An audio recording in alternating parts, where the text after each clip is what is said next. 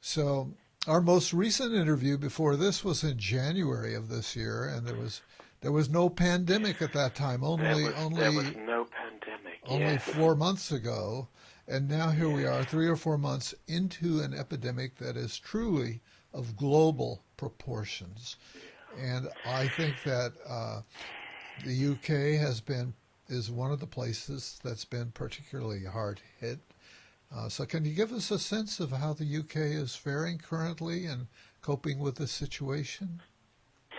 Well, it's an honor to talk to you, David, and I have to tell you that although I usually listen to all your wonderful interviews while walking on the street to get outside exercise, I've now been listening to your recent podcasts from inside my office, holed up inside because of the outside circumstances.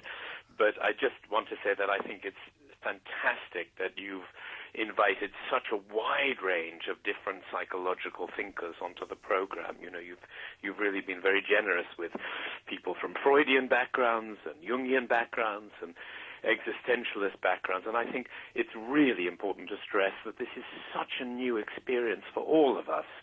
And nobody deserves to be regarded as an expert on the psychological implications of the coronavirus. We're all learning about it at the same time, at the same speed. And I think it's just terrific the way that you've used your wonderful program to help us all in our collective thinking. Well, I Because appreciate that feedback because I've not received very much feedback in terms of this, what I've been doing during this particular time.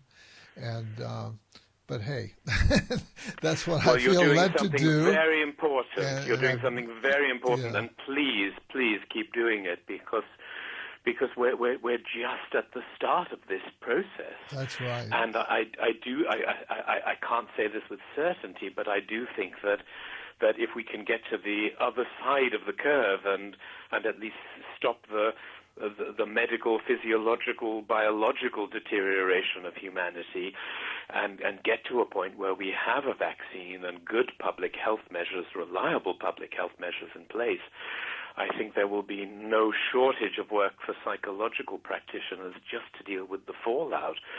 Because, I've been approached by a number of frontline healthcare workers, particularly people who drive ambulances, paramedics. Uh-huh.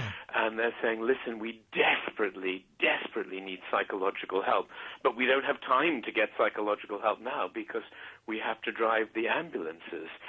But I'm working with a group of different mental health organizations here in the United Kingdom to see whether we can begin to put a plan in action to set up services for providing support for these amazing heroes and heroines, because in 6 months' time, in a year's time, we may see some real psychological carnage. Yes. The long-term effects of trauma, which, of course, you know about only too well.